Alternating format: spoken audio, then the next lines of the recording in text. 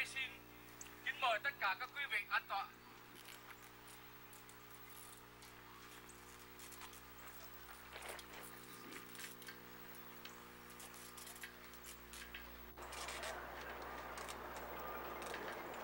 Phụ cận cũng như đồng hương từ những tiểu bang lân cận họp mặt tại đây trước tiền đình Quốc hội của tiểu bang để thực thi luật cờ vàng HB55 đã được Quốc hội lưỡng viện thông qua và đã được cựu thống đốc Strickland ký vào ngày 14 tháng 5 2008 và có hiệu lực vào ngày 14 tháng 8 cùng năm.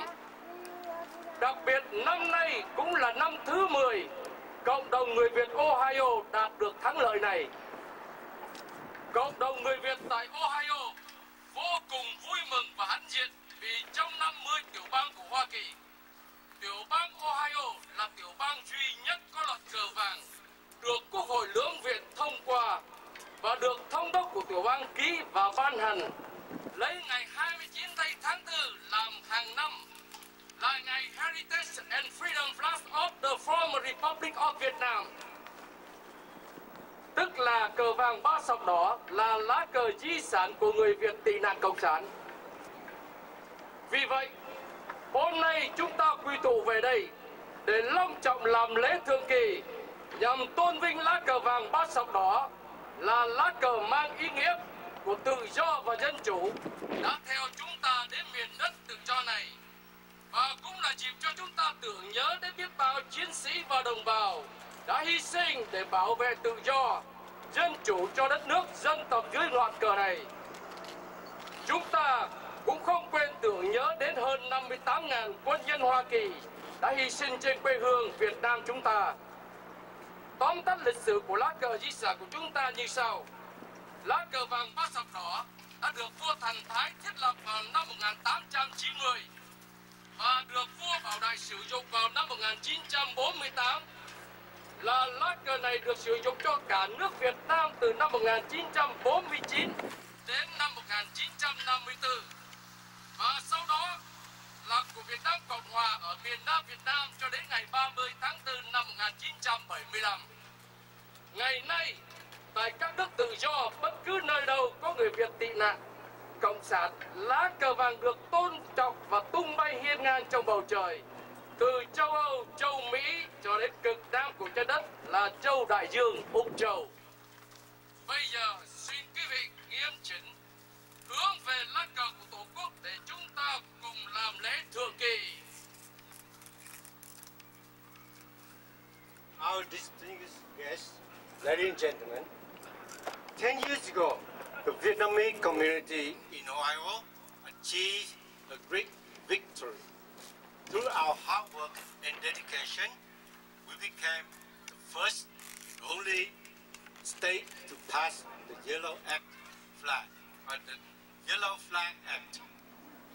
Governor Ted Strickland approved the Yellow Flag Act in 2008, recognizing April 29th as a Heritage and Freedom Flag Day of the former Republic of Vietnam. As we look to the yellow flag with 3 red stripes, we remember our history. We remember this flag as the symbol of the Republic of South Vietnam until April 30th, 1975. We remember our men and women who fought to protect freedom and democracy in our land and people. We remember our men and women who fought to protect our freedom and democracy. And finally, we remember more than 58,000 brave military service members who sacrificed their lives defending democracy in Vietnam. Now, please earnestly look forward the flags of our homeland, and we solemnly raise the flag.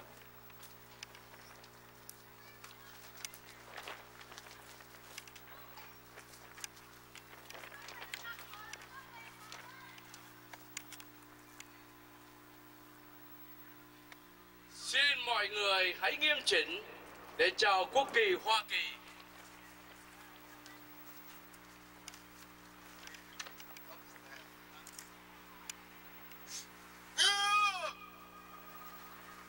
Chào tay, chào.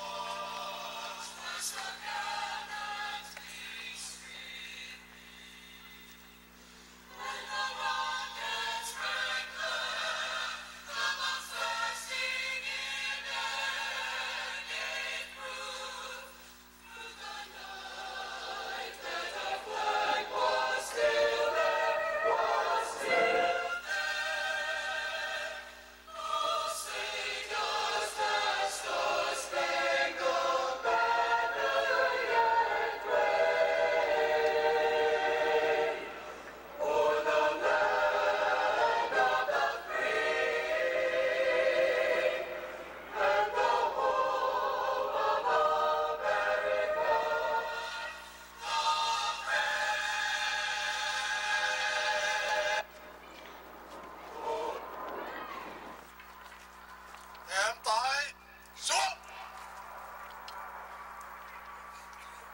Tiếp theo là chào quốc kỳ Việt Nam. Yeah. Chào tay, chào.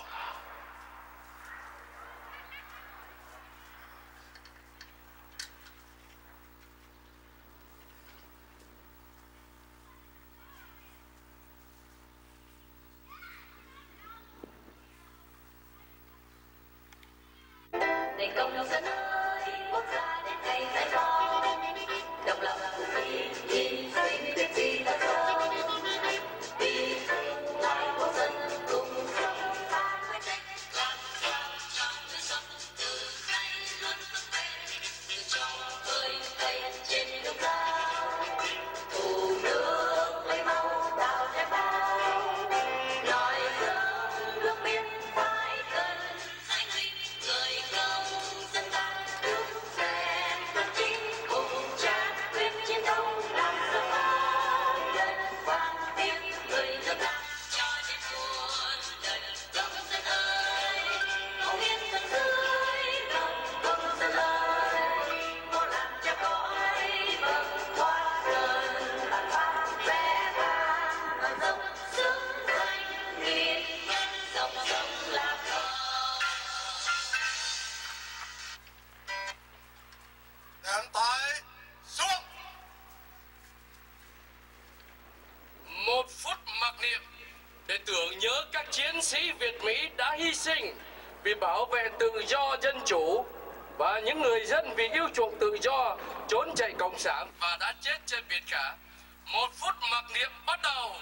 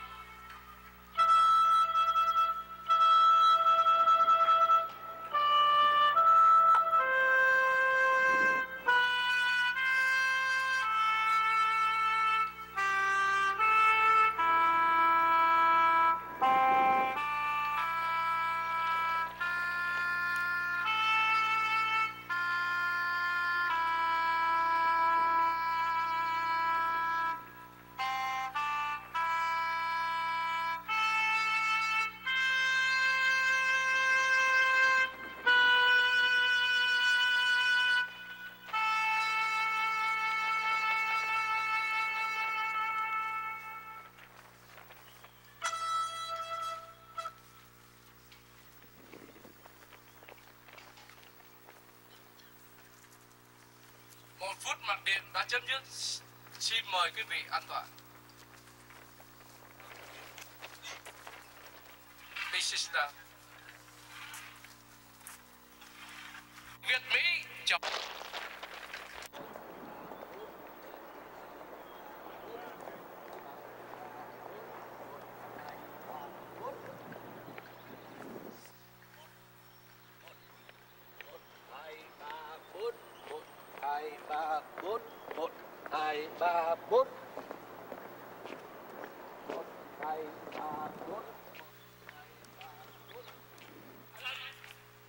Sau đây cô Vi Vân sẽ có đôi lời phát biểu với quý vị.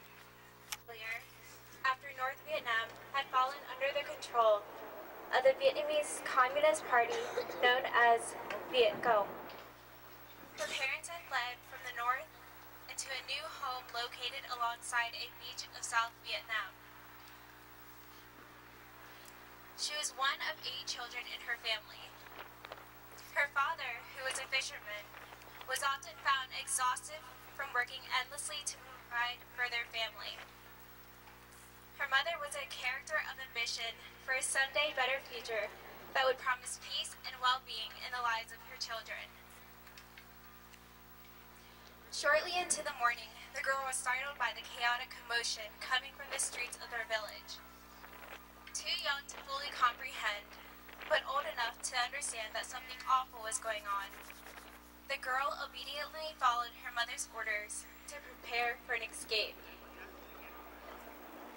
The following events occurred exactly as the drills they had practiced before.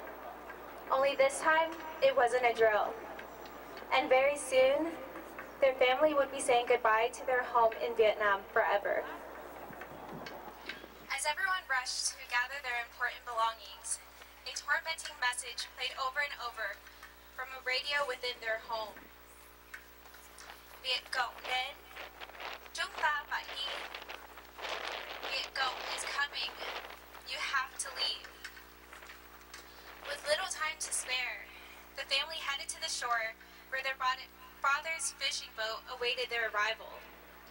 As their family members boarded the boat, a sum of nearly 100 people congested the tiny space, and leaving barely enough room for each person to sit. As the boat began to depart, their fears were invoked by the sounds of war coming from afar. Gunshots and massive bombs had begun dropping near their village. The arrival of Viet Cong had taunted their thoughts.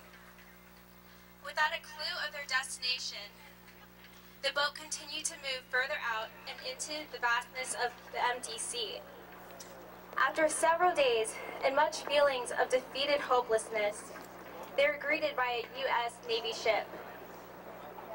It wasn't until the family was taken into a refugee camp located in Guam that they had realized how truly lucky they were.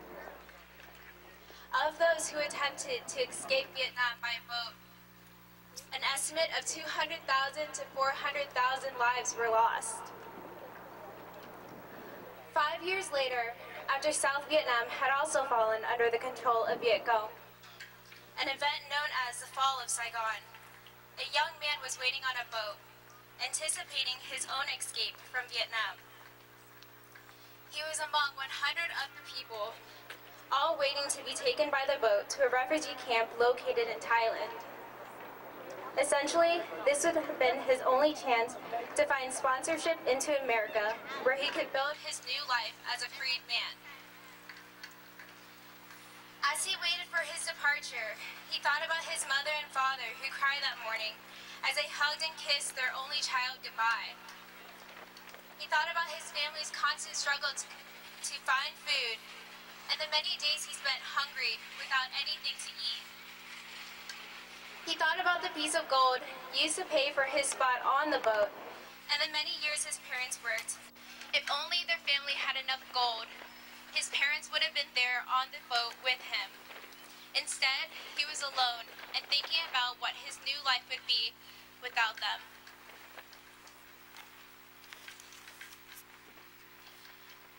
My name is V. Phuong Judd, and the girl and young man in the stories are my mother and father. As a first-generation daughter of two Vietnamese immigrants, I remember their stories so that I can share them with all of you and to continue to share them long after today. Although each of their journeys to America are unique, similar experiences are shared with many other Vietnamese immigrants all across the world. While I will never truly understand the struggle many of those went through during and after the Vietnam War, I'm in awe by the perseverance and strength possessed by those who have survived. 10 years ago, it was the first celebration after our Vietnamese community was honored with news from Congress that the former Republic of South Vietnam's flag would be represented in the state of Ohio.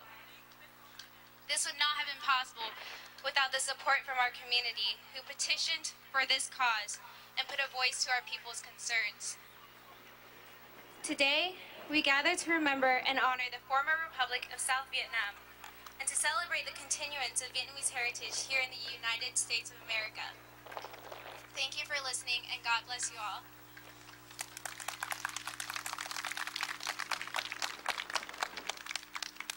Xin thành thật cảm ơn cô Vi.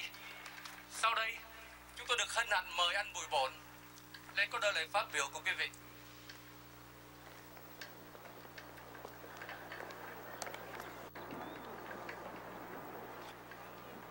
Kính thưa quý vị, trước hết chúng tôi xin thay mặt tất cả các cựu quân nhân quân lực Việt Nam Cộng Hòa xin chân thành cảm ơn cộng đồng người Việt tị nạn của tiểu bang Ohio. Sự đau khổ của chúng ta đã kéo dài 43 năm sau khi chúng ta mất nước. Điều này tất cả từ quân tới dân, tất cả chúng ta đều phải rơi lệ. Và chúng ta đau khổ mỗi dịp 30 tháng 4 trở về. Nhưng bù lại chúng ta cũng được may mắn là đối với tiểu bang Ohio, chúng ta có một cái ngày vinh danh lá cờ của chúng ta. Cái ngày này đã là một liều thuốc để chữa cho cái sự đau khổ của chúng ta sau cái ngày mất nước. Tôi chỉ muốn nói lên lời cảm ơn chân thật của tất cả chúng tôi đến những người dân biểu Hoa Kỳ, đến những người trong cộng đồng người Việt của tiểu bang Ohio đã vận dụng, đã sáng tạo và đã cố gắng để một liều thuốc bổ đã giúp chúng ta bớt sự cô đơn, bớt sự đau khổ. Xin chân thành cảm ơn quý vị.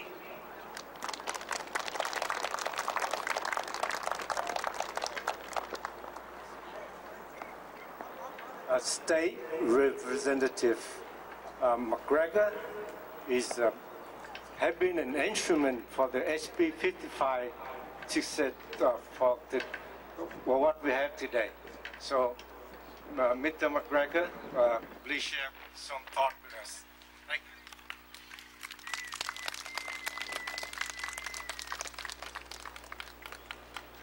It was a great honor for me to be able to carry the legislation and fight it through that designated your flag for this wonderful day. You know, you are a people who love freedom, as all Americans are. And the love of freedom is a threat to tyrants everywhere. We don't understand, I think, often as Americans just how valuable this small Constitution is, how unusual in the world that we can enjoy the freedom of speech, the freedom of assembly. We can criticize our government. We can move wherever we want, whenever we want. We defend this, and thank heavens for you all who defended freedom, because defending the freedom of South Vietnam defended the freedom of people everywhere. The sacrifice of the people of South Vietnam led to the collapse of the great communist empire, and the freedom that Eastern Europeans enjoy today was birthed in your sacrifice. We're so thankful for who you are, and that we as refugees from all over the world have come together as one people, as Americans. Thank you so much.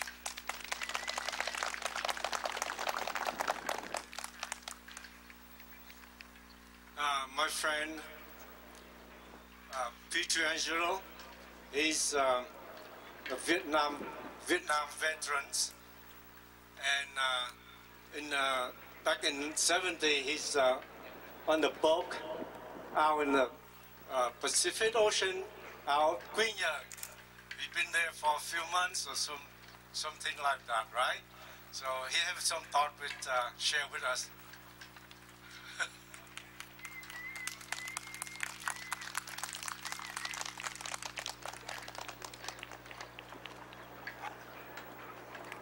Yes, little did I know that back in 1970, 71, 72, when I was serving with the United States 7th Fleet, that 40-some years in the future, I'd be standing here and saying and feeling good about what I had done then, and seeing all of you here today after making your exodus from South Vietnam and coming to America. Today I'd like to just give a little bit of a history lesson and point out three people who were instrumental in helping you come to America. There's another significant date in 1975, and that was May the 23rd. And that is when President Gerald Ford signed into law the Indochina Migration and Refugee Assistance Act, which paved the way for those fleeing Vietnam and Southeast Asia from the communists to come to this country and to have special status as refugees. That law was proposed by Congressman Peter Rodino of New Jersey, another name to remember. Now, you can enact laws, but somebody has to put everything into force. The next name is Julia Taft. Now, Julia was in charge of the Interagency Task Force on Indochina Refugee Settlement. So she did all the heavy lifting, put everything into place to make sure that refugees coming from Southeast Asia had a place to come, had a pathway to citizenship in this country, and a pathway to freedom. So please, going forward, remember those three, because they were instrumental in doing something at a time in our country when it was not popular to do that.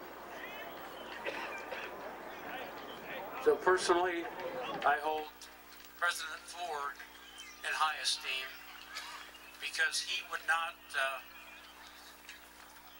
succumb to other congressional leaders who did not want to face the fact that we were leaving behind our allies. He stood tall. He got the law enacted, and here we are today. So I wish I had the power to raise the temperature here today, but certainly appreciate all of you here today in the cold weather. So thank you very much. God bless all of you. God bless America.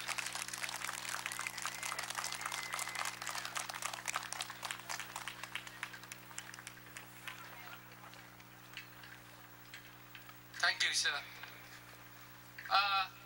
Kính thưa quý vị, trước khi bế mạc, chúng tôi tôi xin gặp anh Hồng và cùng đội văn nghệ lên đây để chúng ta cùng ca.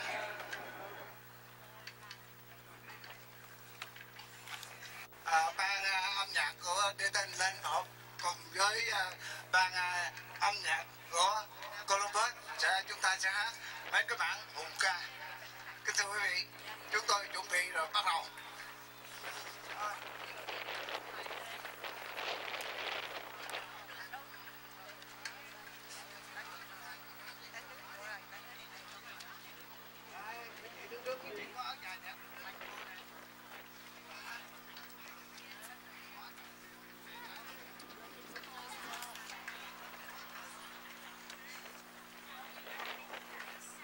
Vâng, để mở đầu chương trình chúng tôi gửi đến tất cả các quý vị nhạc phẩm đầu tiên là bài Việt Nam, xin quý vị cùng hát.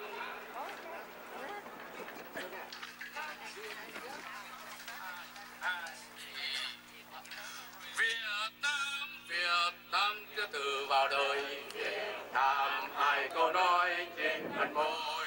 Việt Nam nước tôi, Việt Nam tên gọi là người. Việt Nam hai câu nói sau cùng đi đời. Việt Nam thanh niên sinh tới, Việt Nam đem vào sông núi, tự do công bình bác ái muôn đời. Việt Nam không đổi sương máu, Việt Nam. Xin quý vị ngồi ở dưới đó, quý vị vỗ tay quý vị. Tất cả cùng vỗ tay. Việt Nam trên đường tương lai, lửa kia soi toàn thế giới. Việt Nam đang nguyện tranh đấu cho đời. Tình yêu em là khi chơi, tình thương em về muôn nơi. Việt Nam đầy tiếng nói đi xây tình người. Việt Nam muôn năm, Việt Nam muôn năm, Việt Nam quê hương đất nước sang năm muôn năm, Việt Nam muôn năm, Việt. Ôi vì tay súng giặc tàu, là một người con dân Việt Nam, lòng nào làm ngơ trước ngoại xâm. Người người cùng nhau đứng lên đáp lời sông núi, từng đoàn người đi chẳng nề chi, già trẻ hai trai giơ cao tay, trong quân xâm lược chống kẻ nhu nhược mà nước Việt Nam. Việt Nam ơi, Việt Nam tôi đâu. Xin hết.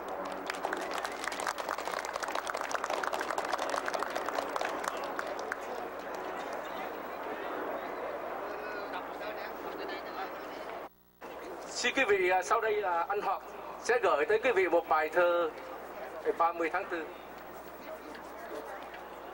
Kính thưa quý vị, đây là cảm tác của một người viết cho cái ngày lễ thường kỳ hàng năm tại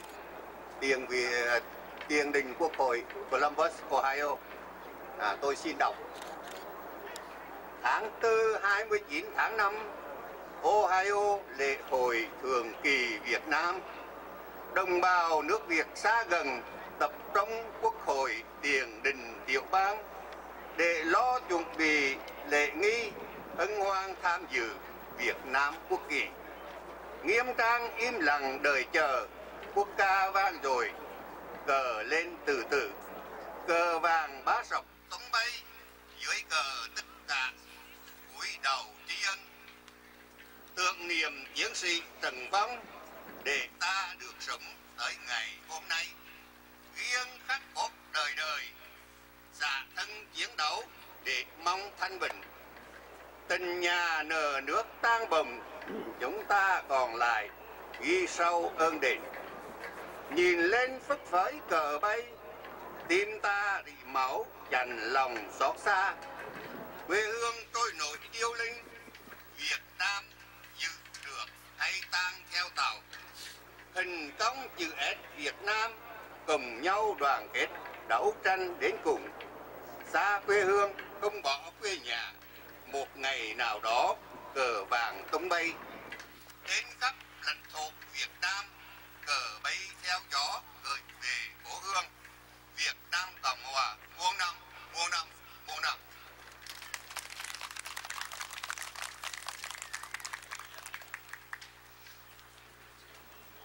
Kính thưa quý vị, chúng tôi thật hân hạnh và vinh dự được đón tiếp các cộng đồng bạn và bà con đồng hương xa gần. Quý vị đã không ngại đường xá xa xôi và thời gian, đã đến đây đông đủ cùng nhau để tôn vinh lá cờ vàng ba sọc đỏ và làm lễ thượng kỳ. Một lần nữa chúng tôi xin được chân thành gửi đến quý vị lời cảm ơn. Xin kính chào quý vị.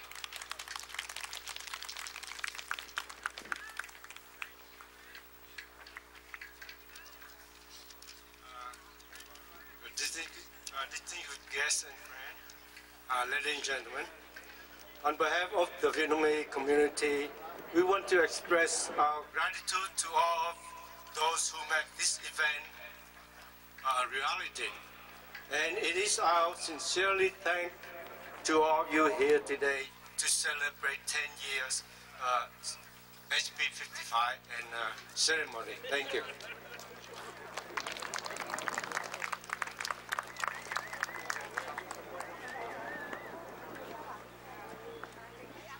Ban tổ chức chúng tôi xin hân hạnh mời quý vị cùng tới dự lunch chúng tôi tại Spaghetti House. Vâng, xin quý vị gặp chị Mai để lấy địa chỉ. Số mấy? 397 đường Westbrook. Số 397 đường Westbrook. Xôi và thời gian đã đến đây đông đủ cùng nhau để tôn vinh lá cờ vàng ba sọc đỏ và làm lễ thượng kỳ. Một lần nữa chúng tôi xin được chân thành gửi đến quý vị lời